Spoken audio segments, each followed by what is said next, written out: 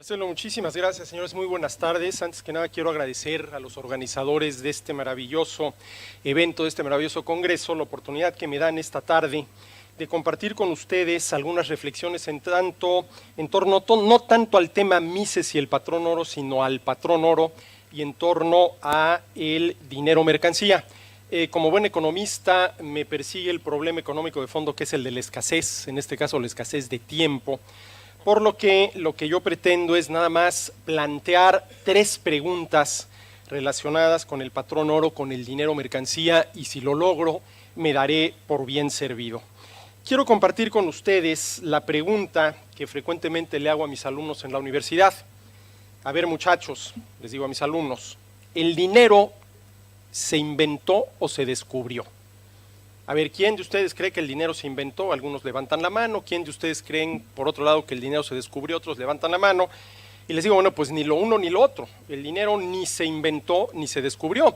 Al paso del tiempo, cuando ya en ciertas colectividades había medios de intercambio, se inventaron, porque eso sí se inventaron, las monedas y los billetes.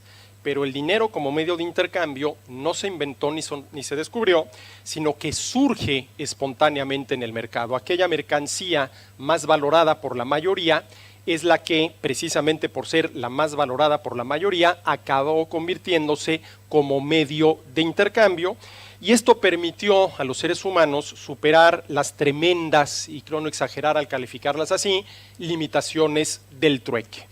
Y es interesante ver que el dinero que surge espontáneamente en el mercado, el dinero mercancía, tenía tres características. La primera era precisamente eso, era dinero mercancía y tenía valor intrínseco.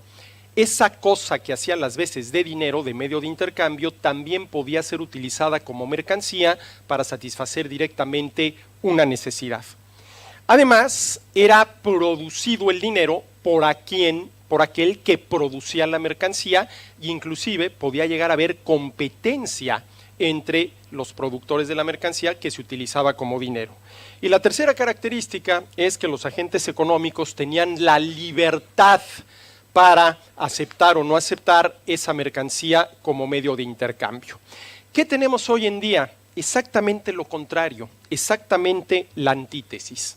Hoy en día tenemos dinero fiduciario, sin valor intrínseco, sin absolutamente nada que lo respalde, ofrecido en la gran mayoría de los casos de manera monopólica por una entidad estatal que son los bancos centrales, e impuesto por ley, es decir, por la fuerza, como moneda de curso legal dentro de un territorio.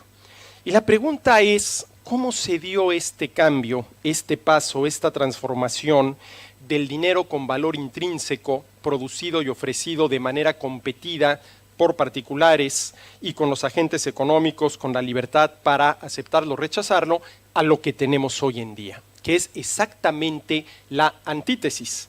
Fíjense, el dinero que comenzó siendo producto de esto que Hayek llamaba el orden espontáneo, hoy es producto, vamos a decirlo así, del diseño humano, de la ingeniería monetaria que llevan a cabo los bancos centrales. Y a ver, yo me pregunto, aquí está la primera pregunta que les quiero plantear. ¿Qué es mejor? ¿Lo que tiene valor intrínseco, lo que vale por sí mismo o lo que vale por otro? ¿Qué es mejor? ¿Lo que es ofrecido de manera competida entre dos o más productores o oferentes o lo que es ofrecido de manera monopólica? Y para colmo de males, por el Estado. ¿Y qué es mejor? ¿Aquello que nosotros podemos elegir o rechazar libremente o aquello que nos es impuesto por la fuerza? A mí me queda claro que si esta pregunta la hacemos respecto a los zapatos, por ejemplo, la respuesta es que es mucho mejor que los zapatos tengan valor intrínseco, que se nos ofrezcan de manera competida por dos o más productores oferentes y que nosotros tengamos absolutamente toda la libertad para elegir si los compramos o no. No estoy hablando de zapatos, estoy hablando de dinero. Dinero que, como ya lo dijeron, no es riqueza, sino el medio de intercambio de la riqueza.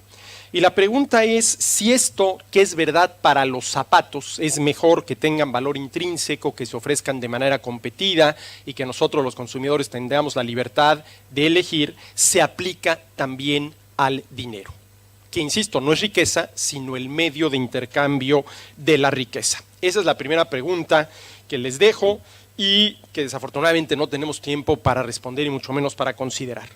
Ahora, de estos dos sistemas, el sistema, llamémosle así, monetario original, dinero-mercancía, ¿sí?, ofrecido de manera competida por dos o más productores, con la libertad de los agentes económicos para aceptarlo o rechazarlo, o lo que tenemos hoy en día, ¿cuál es mejor? Yo diría que depende de lo que uno espere del sistema monetario. Y yo creo que fundamentalmente hay dos opciones. A ver, nosotros podemos esperar de un sistema monetario que el dinero preserve su poder adquisitivo. ¿Sí? Que a lo largo del tiempo, con la misma cantidad de dinero, se pueda comprar la misma canasta de bienes y servicios. Pero que el dinero preserve su poder adquisitivo quiere decir que no hay inflación, que el dinero no pierde poder adquisitivo, pero también que no hay deflación, que el gobierno no gana poder adquisitivo, ¿sí?, que preserve su poder adquisitivo, ¿sí? Esa puede ser una opción. A ver, nosotros lo que queremos del dinero es que preserve su poder adquisitivo, que a lo largo del tiempo, con la misma cantidad de dinero, podamos adquirir la misma canasta, el mismo conjunto de bienes y servicios. Pero existe otra posibilidad. Pudiéramos querer del sistema monetario que la unidad monetaria, por ejemplo, en el caso argentino y en el mío, que es el mexicano, el peso, mantenga una equivalencia fija con relación a alguna mercancía que podría ser la plata. Y entonces lo que buscaríamos es que el peso, y pongo un ejemplo que se me ocurre ahorita, siempre equivalga a 1 gramo de plata pura, ¿sí? ¿Qué es lo que queremos? ¿Qué es lo que debemos esperar del sistema monetario? ¿Que el dinero preserve su poder adquisitivo o que la unidad monetaria mantenga una equivalencia fija con relación a algo, ¿sí?, que podría ser, históricamente acabaron siendo los metales preciosos, el oro o la plata, ¿sí? Ahora bien, si yo lo que digo es que lo que debemos esperar de un sistema monetario es que el dinero preserve su poder adquisitivo, entonces muy probablemente la opción correcta sea la segunda, la que históricamente tenemos ahorita, dinero fiduciario ofrecido monopólicamente por una entidad estatal que son los bancos centrales e impuesto por ley como única moneda de curso legal, siempre y cuando este sistema, ¿sí?, a la hora de plantearse y cuánto dinero vamos a producir, cuánto dinero vamos, ¿sí?, a meter a la circulación, se reapegue, vamos a decirlo así, a una regla del juego que teóricamente es muy sencilla, aunque llevarla a la práctica resulta sumamente difícil. ¿Cuál sería esta regla del juego? Que la cantidad de dinero que se intercambia entre los agentes económicos aumente o disminuya de la misma manera que aumenta o disminuya la oferta agregada de bienes y servicios, para que a su vez la demanda agregada de estos bienes y servicios pueda aumentar o disminuir según aumentó la oferta agregada de los mismos, que es la única manera de mantener estable el índice de precios, ¿sí? Ahora, si yo lo que quiero es que la unidad monetaria mantenga una equivalencia fija, entonces la regla del juego es mantener esa equivalencia fija, es decir, tú vas a poder producir dinero siempre y cuando tengas, por ejemplo, la plata suficiente para poder respaldar tu dinero según la equivalencia original. ¿Cuál es o cuál puede llegar a ser el problema con esta segunda opción, la del dinero mercancía, la del patrón oro? Que si tú tienes respaldado tu dinero en plata y de pronto se descubren grandes yacimientos de plata, con la única condición de que mantengas fija la equivalencia, de que un peso siga equivaliendo a 1 gramo de plata pura, puedes aumentar, respetando la regla del juego, la cantidad de dinero, y si la cantidad de dinero que se intercambia aumenta más que la oferta agregada, ya sea por el lado de la producción interna o de la importación, esto te puede generar inflación, pérdida en el poder adquisitivo. Pero también puede darse la segunda opción, que si la oferta agregada, ya sea por el lado de las importaciones, ya del Producto Interno Bruto, aumenta más que la producción de dinero, entonces puede aparecer la deflación. Y inflación y deflación, en ambos casos, respetando, insisto, las reglas del juego, respetando la regla del juego. Ahora, todo mundo, por lo menos los que se dedican a los temas monetarios, y sobre todo más allá de ciertos límites, reconocen que la inflación es un mal. A lo mejor 2-3% de inflación no es mala, pero ya más allá de ciertos límites, por ejemplo, más allá de 2 dígitos, la inflación es mala. Yo creo que cualquier inflación es mala. Yo creo que es una cuestión de principio, no de que si ya pasó los 10 puntos porcentuales, pero en fin.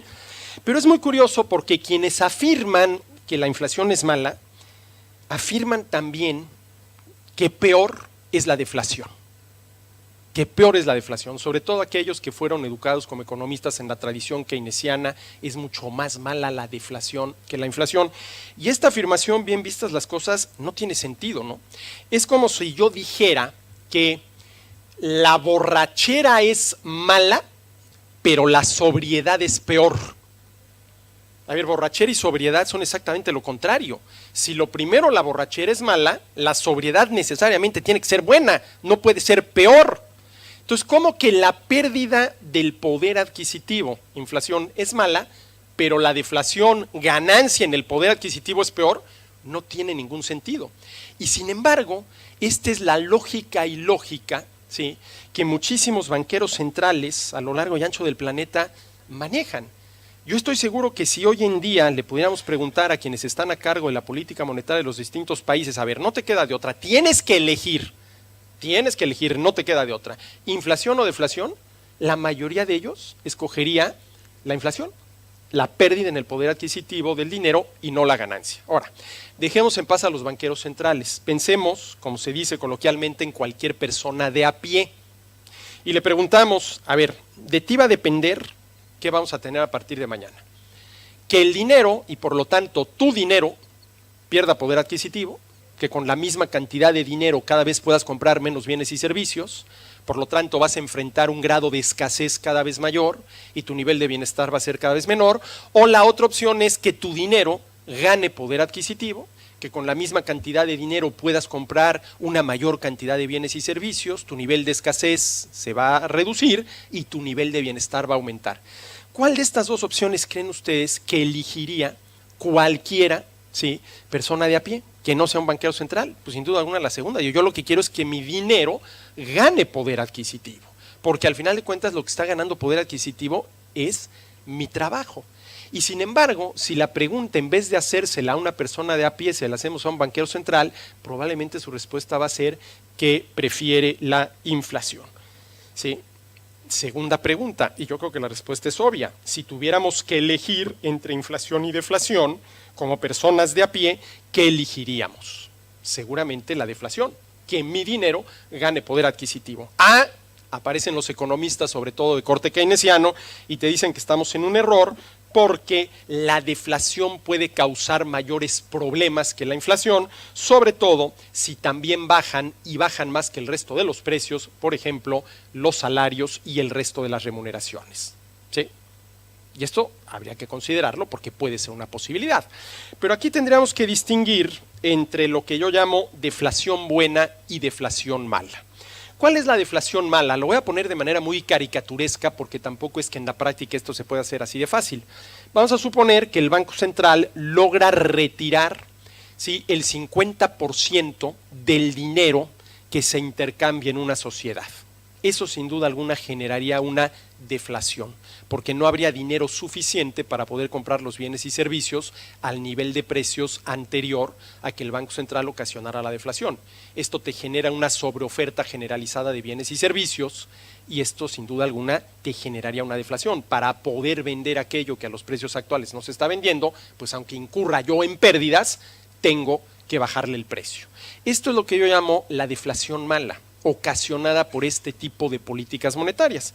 Pero vamos a suponer que tenemos nosotros, por ejemplo, un esquema de dinero-mercancía, todos los que producen dinero respetan la regla, un peso equivale a un gramo de plata pura, nadie altera esta equivalencia, etcétera, etcétera, y la producción, consecuencia, por ejemplo, de los aumentos en la productividad, empieza a aumentar. Y entonces la oferta agregada de bienes y servicios empieza a aumentar. ¿Qué va a pasar si la cantidad de dinero que se intercambia entre los agentes económicos no aumenta al mismo paso y no aumenta al mismo paso porque no se han descubierto nuevos yacimientos de plata y no se puede producir, respetando la regla del juego de este sistema, más dinero? Pues que los precios van a empezar a bajar.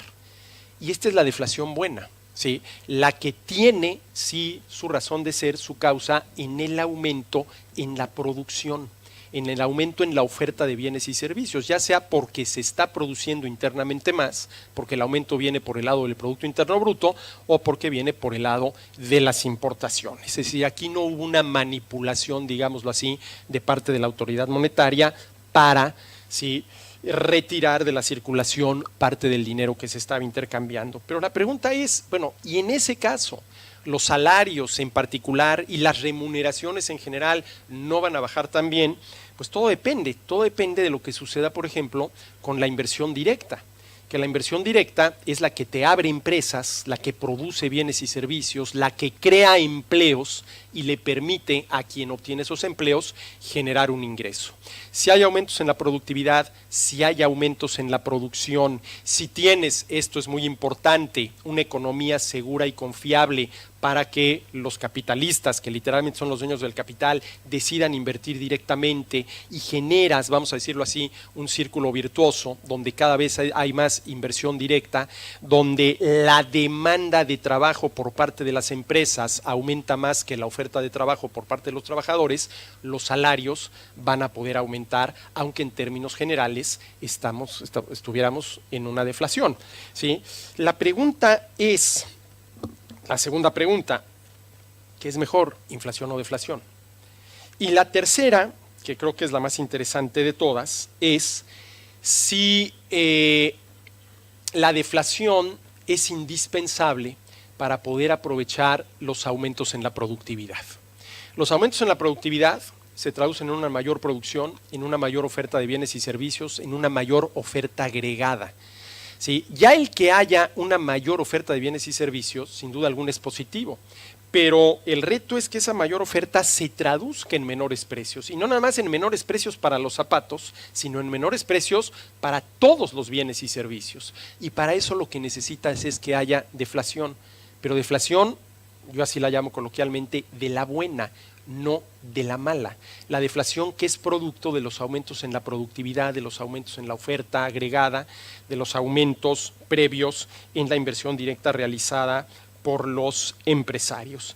Y esto es algo que desafortunadamente todavía estamos muy, pero muy lejos, tal vez no de entender, pero sí de llevar a la práctica, ¿no? Por ejemplo, en el caso de mi país, el Banco de México tiene como encomienda constitucional preservar, así dice la Constitución, el Banco de México tiene como tarea especial preservar el poder adquisitivo de la moneda nacional, y yo no sé cómo entiendan en el Banco Central esto de preservar, porque en México llevamos todo el siglo XXI y estamos hablando ya de 16 años con el Banco de México fijando una meta de inflación de 3% más menos un punto porcentual de margen de error. En Argentina lo sacaron el cartel. ¿Sí? Hasta hace poquito, recientemente se sacó dentro de la teoría de que es la función social del trabajo. Ni siquiera se animaron a tenerlo el cartel en el Banco Central de Argentina, la gestión que se retira.